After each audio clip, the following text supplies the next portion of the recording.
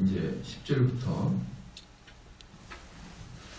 12절까지는 유월절 행사를 지키고 있다는 것을 알 수가 있고, 13절 15절에는 여호와의 군대 장관이 있습니다. 그러니까 5장은 크게 세 부분으로 나눈다 그랬죠. 처음에 1절부터 9절까지는 할례를 의식을 행하였다. 그 다음에 10절부터 12절까지는 유월절을 지켰다. 그 다음에 13절부터 15절까지는 여호와의 군대 장관이 나타났다. 이 세 가지로 나누는데, 오늘은 유월절을 지키는 것이죠. 그러니까 이스라엘 사람들에게 유월절이라는 게 무엇입니까? 유월절은 출애굽하기 직전에 하나님께서 딱 그 이스라엘 사람들만 살려줬던 그런 행위잖아요. 그래서 이제 우리가 다시 한번 반복을 해보면은 유월절과 무교절은 이렇게 연결되어 있죠. 유월절과 무교절이 연결되어 있는데, 무교절이 뭡니까? 이렇게 효소가 없는 빵을 먹는 거예요. 효소가 없는 빵을 먹는 것이 무교절인데, 우리라고 하면 떡국 같은 걸 먹는 거죠. 그런데 그게 정확하게 보면은 다른 거죠. 유월절은 딱 하루 저녁날 하는 게 유월절이고, 그리고 유월절 저녁부터, 그 다음 유월절 하루를 끝난 다음, 그 다음날 저녁부터 7일 동안을 무교절이다, 이렇게 얘기하죠. 정확하게 구별한다 그러면 유월절은 딱 하루입니다. 하루. 그리고 그 다음부터 일주일 동안은, 7일 동안은 무교절 해가지고 같이 연달아서 하는 것이죠. 그러나 보통 이제 이것을 하나로 봐요. 하지만 자세히 보면은 유월절과 무교절은 떨어져 있는데, 이것을 우리는 보통 하나로 봅니다. 그래서 유월절이라 그러기도 하고 무교절이라고 하기도 하고 이렇게 하는데, 어쨌든 이 유월절과 무교절이 뭡니까? 출애굽하기 직전에 하나님께서 이들에게 마지막 식사를 하고, 또 그들에게 문설주에 피 바른 집에만 구원을 주는 그러한 일들을 하지 않습니까? 이제 이게 유월절이에요. 그래서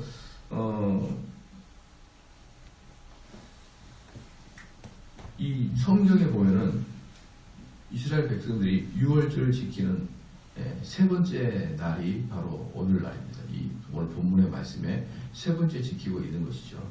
언제 세 번을 지켰냐 그러면 이스라엘 백성들이 출애굽 직전에 한 번 지켰고, 그 다음에 나와서 시내 산을 떠나기 전 시내 광야에서 두 번째 지켰고, 시내 산을 떠나기 전 시내 광야에서 지켰고, 그 다음에 곧바로 가데스 바네아 사건이 일어납니다. 시내 산에서 그 유월절을 지킨 다음에, 그 다음에 가데스 바네아의 사건으로 말미암아서 그때부터 이제 지금까지는 언약의 백성이 아니라 그랬죠. 어제 말씀드렸듯이. 왜? 가네아 바네아 사건 때 언약을, 가데스 바네아 사건 때 언약을 안 해. 이렇게 했거든요. 그러니까 그 다음부터 38년 동안은 언약의 백성이 살지 않았기 때문에 유월절을 지키지 않았습니다. 그리고 이제 오늘 본문에서 처음으로 또 지키는 거예요. 그래서 유월절의 제3회 유월절이 되는 것입니다. 그러면 그 유월절 이전에 왜 또 한 번 더 지키지 않았냐 그러면, 유월절을 지키기 이전에 예비적인 행사가, 유월절을 지키기 전 예비적인 행사가 할례예요. 할례를 행한 다음에 유월절을 지켜야 되는데, 어제도 말씀드렸듯이 할례는 38년 동안 완전히 멈췄거든요. 그렇기 때문에 유월절과 할례는 이 38년 동안 완전히 멈췄다가 오늘 이 길갈에서 세 번째로 드려지는 그것을 보여주십니다. 그런데 이 유월절이라는 게 어떤 거냐 그러면요, 이스라엘 백성들에게는 광복과 같은 거죠. 광복과 같은 날 유월절을 지킨 거죠. 그렇기 때문에 유월절은요, 이스라엘 백성들에게 가장 기쁜 날이었습니다. 그래서 38년 동안 이 가장 복되고 기쁜 날이 멈췄다라 이 말이죠. 그리고 이 길갈에서 이제 전국 전쟁이 6장부터는 본격적인 전국 전쟁이 나가는데요. 이 5장에서 길갈에서 할례와 유월절 지키는 것은 뭐냐 그러면 그 가장 기쁜 날이 우리에게 이제 임할 것이다 이 말이에요. 가장 기쁜 날이 우리에게 임할 것인데 그것은 패스오버, 유월절 패스오버죠. 이스라엘 백성들이 애굽 백성들을 다 죽였던 게 아니죠. 하나님의 그 저주가 애굽의 왕까지 죽였잖아요. 왕자까지. 그렇기 때문에 여기서도 유월절이 뭐냐 그러면은 이 가나안 사람들도 이스라엘 백성이 죽이는 게 아니라 하나님이 먼저 가서 죽일 것이다 이 뜻인 거예요. 그러니까 모든 것이 그 38년 동안 이때 모든 멈췄던 것이 38년 만에 이제 여호수아 시대 때 하나님이 다시 열어준 거예요. 하나님이 다시 그들에게 손을 잡아주는 것이고 그들에게 언약을 맺어주신 것이고 너희들에게 가장 광복의 때를 보여주겠다는 것을 이제 다시 한번 다 보여주는 것이 오늘 5장 1절에서 9절 또 10절에서 13절 할례와 유월절 사건이 바로 그것인 것입니다.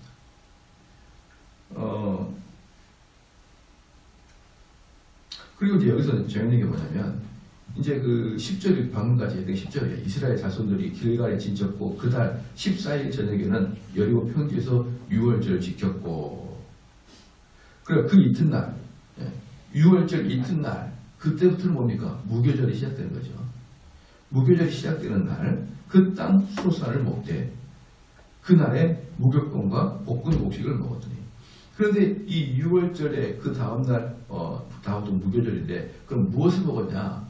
그 땅에서 났던 밀로 만든 떡을 먹은 거예요. 그리고 그 소산을 먹되 그날에 무교병과 볶은 곡식을 먹었다. 볶음밥 같은 걸 먹고 그 다음에 거기서 난 밀로 떡을 만들어 먹었습니다. 그러면은 이 둘 다 그 가나안 땅에 있는 소산을 먹는 거죠. 그 전까지는 가나안 땅을 한 번도 가나안 땅에서 음식을 한 번도 먹지 않았는데 이때부터는 가나안에서 나는 밀과 보리 같은 걸로 밥과 떡을 해 먹은 거예요.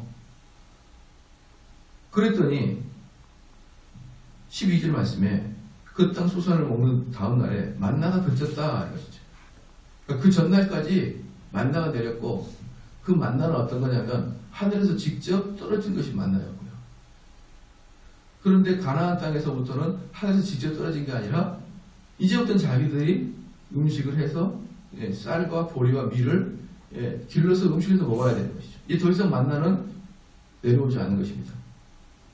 그렇죠? 만나를 얻지 못하고 그 해에 가나안 땅의 열매를 먹었더라. 그 다음부터 가나안 땅의 것을 먹어야 되는 거죠. 그러니까 이것이 무엇을 상징하냐 그러면요.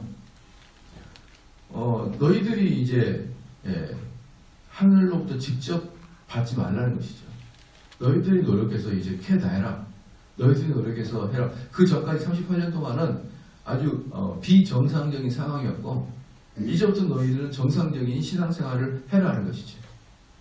그러니까 여기서도 우리가 볼 수 있는 게 뭐냐 그러면 성경이 완성되기 전에는 하나님이 직접 우리에게 메시지를 주지만 성경이 완성된 다음에 너희들이 노력해서 하나님의 뜻을 발견해라. 성경을 공부해서. 더 이상 하늘로부터 그렇게 오는 직접 계시를 받을 생각하지 마라. 그 상징이에요. 그 상징. 이것들에 대해서 명확한 개념이 없기 때문에 개혁주의적 사고가 명확하게 없기 때문에 사람들은 어떻게 얘기했냐면 구약에서도 여호수아에게 하나님의 신이 나타나서 말했고 모세에게도 말했고 또 뭐 신약에서 많은 사도에게도 하나님이 직접 이야기하셨으니까 우리도 뭐 성경에 있는 사람들처럼 직접 하나님께 말을 들어야겠다. 이런 사람들이 엄청나게 많은 것이죠. 엄청나게 많아요. 그리고 그렇게 가르치는 목사님들이 그렇게 가르치지 않는 목사님보다 배나 많습니다. 배나 많아요. 그래서 이들에게는 하나님 직접 너에게 계시를 해주지 않는다 라고 이야기를 하게 되면은 막 저를 사탄 쳐다보는 것이죠.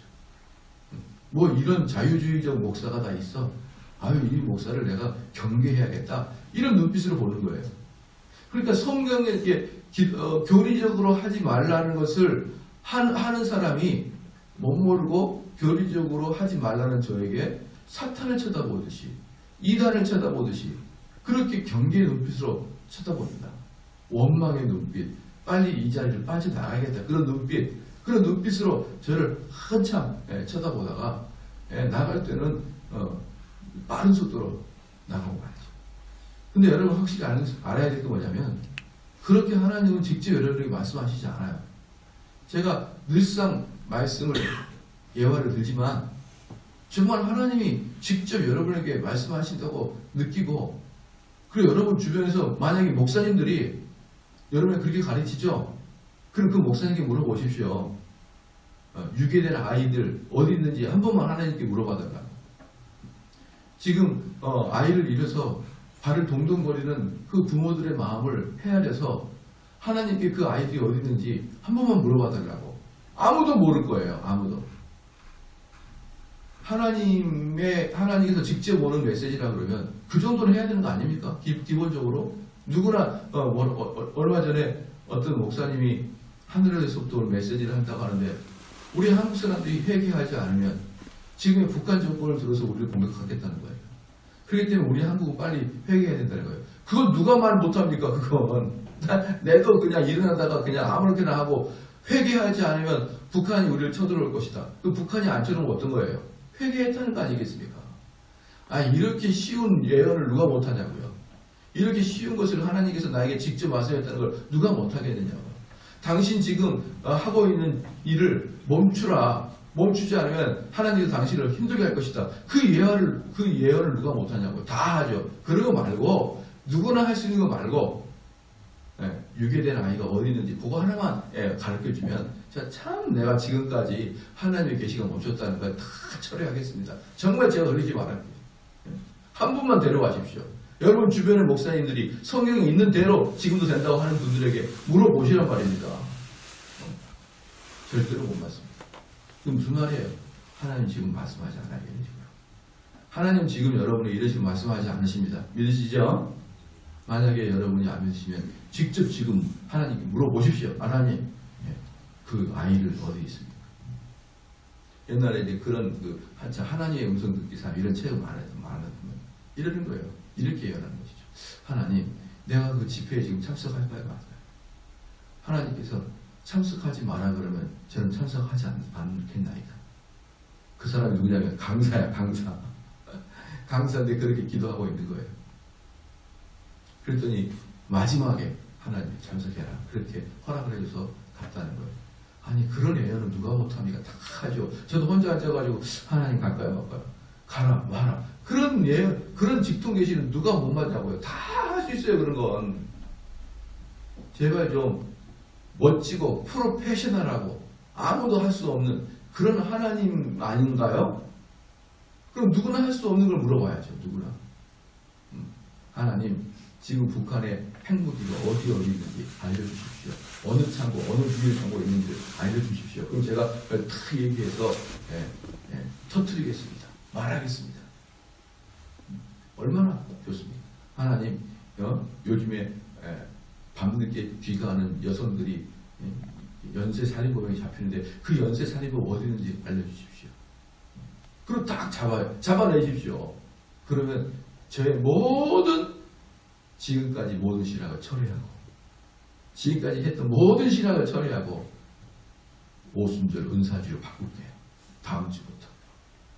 여러분 그 증인을 데려오십시오. 그럼 제가 더 이상 개혁주의를 하지 않겠습니다. 그 대신에 여러분이 그 증인 데려올 수 없으면 더 이상 그런 일 하지 마십시오. 할렐루야. 왜 이렇게 아멘도 안 하고 새벽부터 기분 나쁘게 쳐다보고 그런 일은 없어요. 그런 일이 없는 것 하고 실제로 여러분이 직면해 보십시오. 절대로 없습니다. 그런 일 절대로 없어요. 그렇게 한다는 목사님이 있으면 가서 물어보세요. 직접 설교 끝난 다음에 목사님 진짜입니까? 예. 유괴범 하나만 잡아주십시오. 연쇄살인범. 옛날에 화성에서 연쇄살인범 못 잡았죠? 그 좀 잡아주십시오. 화성 집값이 떨어졌습니다. 그래서 하면은 아무도 못 잡는다. 알겠죠? 네, 아무도 못 잡는다. 여기서 보면요. 뭡니까? 그 가나안 땅에서 소산을 먹는 순간 그 다음부터는 하늘로부터 직접 내려왔던 만나가 멈춰버립니다. 멈추고 그 다음부터 어때요? 네가 열심히 노력해가지고 땀을 흘려서 밀을 만들고 보리를 만들고 쌀을 만들어서 거기 나온 소산으로 이제 먹어라. 무슨 뜻이죠? 이제부터 너희들 열심히 성경을 열심히 공부해서 열심히 공부하다 보면요, 아, 인생을 어떻게 살 것인지가 알아져요. 알아진다고. 열심히 공부 안 하니까 순간 앉아서 기도하지. 이런 걸 옛날에 어떤 분이 저한테 그랬어요. 제가 그때 그 어떤 대형교회 부목사로 갈 일이 있었거든요. 아현 제일교회라고 조그만 교회의 부목사로 있을 때 어떤 큰 대형교회에서 저를 오라고 한 적이 있었어요. 그런데 저는 제 마음속에 가고자 하는 마음이 상당히 있었죠. 왜냐 그러면은 어릴 때부터 작은 교회가 있으니까 큰 교회가 어떻게 돌아가는지 한 번도 경험을 안 해봤을 거 아니에요. 저도 가서 해보고 싶고 그래서 가고 싶었었는데 어떤 그 기도하신 분이 저에게 예언을 해주시기를 푸른 그 풀밭에 잔디가 쫙 깔렸는데 제가 그 푸른 풀밭에서 하얀 그 천 있죠, 그 이불 같은 거 그거 이렇게 쫙 넣더라는 거예요. 쫙 푸른 풀밭에 하얀 천을 쫙 넣더라는 거예요. 아마 하나님이 목사님의 그 사역에 축복해 주실 것 같다고 저한테 그렇게 이야기하더라고요. 그런 애는 누가 못합니까? 푸른 풀밭에 저 푸른 초원에 주님과 함께 집을 짓고 그걸 누가 말을 못해요. 그런 예언은 안 납니다. 절대로 그런 것에 현혹되지 마시고 여러분은 그런 식으로 하나님이 야 정대훈 목사 너 그 교회 가라. 그 교회는 푸른 풀밭이고 푸른 풀밭에 하얀 철을 넣듯이 너는 거기서 하얗고 순결한 사역을 할 것이다. 그런 예언을 누가 못하냐고요. 아님 말고지. 그래서 저는 그거 듣고 흥 하고 안 갔어요. 가라 그래서 안 갔습니다. 그래서 그렇게 된 거예요. 그런 식의 예언에 여러분 아무것도 현혹되지 말기를 바랍니다. 그래서 이제 그렇게 했습니다. 이제 13절에 보니까 여호수아가 여리고에 가까이 왔을 때 눈을 들어본즉 한 사람이 칼을 빼어 손에 들고 마주 섰는지라 여호수아가 나아가서 그에게 묻되 너는 우리를 위하여 우리의 대적을 위하느냐. 그러니까 이제 여호수아가 이제 6월절까지 끝내고 행군을 하면서 여리고로 탁탁 걸어갑니다. 여리고 걸어가는데 여호와의 군대 장관이 칼을 높이 들고 탁 서 있는 거예요. 이 여호와의 군대 장관이 칼을 들고 섰던 사건은 이 사건 말고 발람 선지자 사건이 있었습니다. 그래서 발람 선지자는 눈이 어두워가지고 당나귀도 보는데 발람은 못 보고 막 가려고 하다가 하마터면 발람이 죽을 뻔했죠. 그래서 그 사건 위에 여호수아 사건 때 여호수아 시대 때 나타나는데 발람의 시대 때는 이 여호와의 군대 장관이 발람을 죽이려고 했고 지금 이 사건 때는 뭡니까? 여호수아에게 위로와 힘을 주려고 나타난 것입니다. 내가 너와 함께 하겠다 이걸 보여주는 것이죠. 그러니까 왜 우리 군대 보면은 칼을 높이 들면서 어때요? 칼을 높이 들면서 죽이려고 하는 게 아니라 장군이 어때요? 대한민국의 만세를 위하여 옛날에 영화를 보니까 브레이브 하트라는 영화를 보니까 그 주인공 멜 깁슨은 어때요? 칼을 탁 들고 스코틀랜드의 자유를 위하여 하면서 하면은 막 그때는 잉글랜드와 스코틀랜드 전쟁에서 하거든요. 맨날 잉글랜드가 이기다가 스코틀랜드가 대승을 거둘 때 배경을 바로 멜 깁스가 나온 그 영화였어요. 그러니까 스코틀랜드의 자유를 위하여 막 그러니까 칼을 드니까 전부 다 막 그 군인들이 우우 막 이렇게 하잖아요. 이게 뭡니까? 이제 막 응원을 해주고 소망을 주고 용기를 붙들어주는 이제 그러한 사건으로 이 여호와의 군대 장관이 칼을 높이 들고 있었던 거예요. 높이 들고 있으니까 여호수아가 지나가다가 당신은 우리 편이냐 나의 편이냐 이렇게 물은 거예요. 그냥 14절에 그가 가로되 나는 여호와의 군대 장관이다. 이제 장관으로 이제 왔느니라. 여호수아가 땅에 엎드려 절하고 가로되 주여 종에게 무슨 말씀을 하시려니까. 여호와의 군대 장관이 여호수아에게 이르되 내 발에서 신을 벗으라. 네가 선 곳은 거룩하니라. 이것은 누가 주로 얘기한 겁니까? 여호와 하나님이 모세를 만날 때 거기서 신을 벗어라. 그것은 거룩한 곳이다 라고 말하죠. 그리고 똑같이 말합니다. 여호수아에게 네 신발을 벗어라. 신을 벗어라. 네가 선 곳을 거룩하니라. 여호수아가 그대로 행하여 신발을 벗고, 그 다음에 14절 말씀해 보니까 땅에 엎드리고 신발을 벗고, 자, 이런 걸 볼 때는 이 여호와의 군대 장관이 누구다? 시작.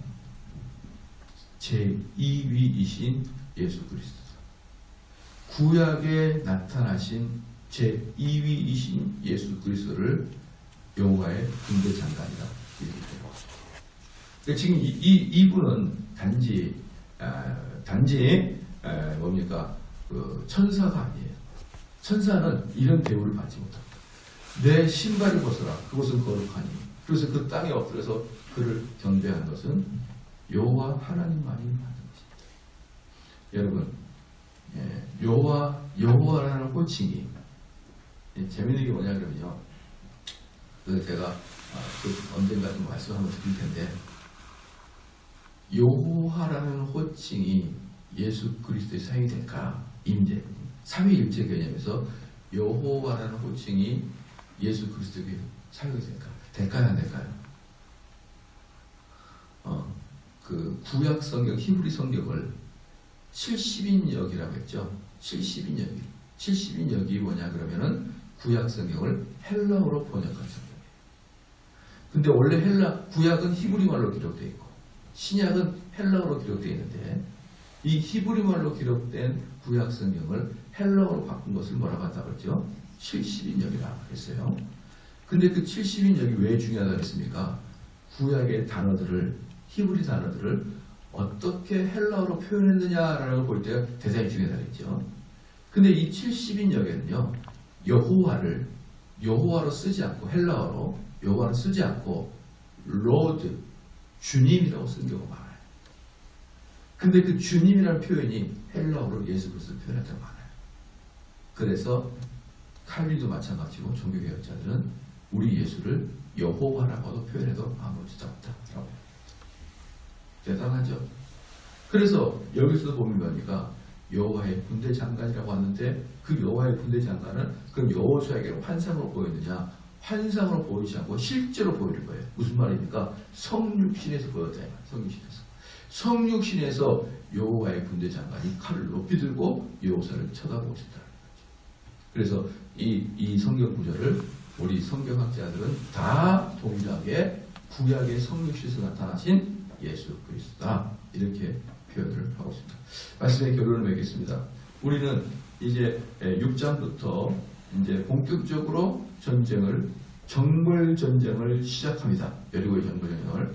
그러기에 앞서서 5장에서는 할례를 행했으며, 그 할례를 행할 때는 것은 정상적인 두뇌로는 아주 정신 나간 짓이었죠.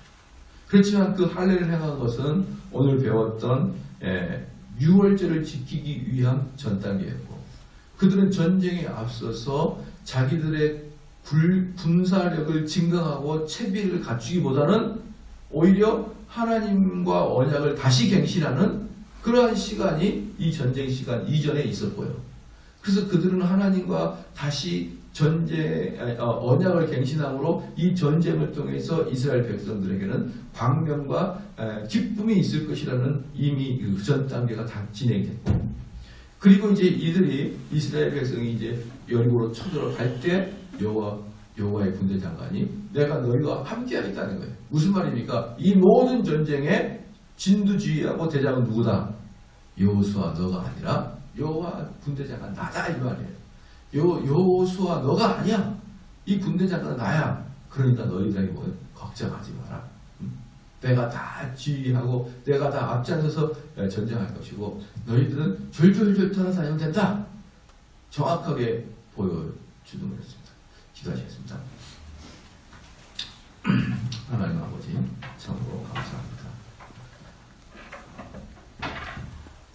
우리의 영적인 전쟁의 상태에 있어서 우리는 가장 무엇보다도 하나님과 언약의 관계가 확실한지를 검증하여 주시옵고, 우리가 여전히 죄악 속에 빠져서 하나님과의 관계가 어그러지고 구름이 잔뜩 끼었을 때는 우리가 이 땅에서 무엇을 하든지 실패하며 무엇을 하든지 두려움밖에 빠질 수 없다는 걸 기억하게 하여 주시옵소서. 우리는 무엇보다도 먼저 하나님과의 관계 회복, 언약의 갱신, 죄로부터 빠져나옴이 절실히 필요한 걸 깨닫게 하여 주시옵소서. 또한 우리의 모든 전 인생에서 주인이 하나님이시여 전쟁과 평화와 모든 것들의 주인 또한 하나님인 걸 굳게 믿고 우리가 두려워하지 말고 하나님께 의탁하는 믿음의 사람 될 수 있게 하여 주시옵소서. 감사드리며 예수님의 이름으로 기도합니다. 아멘.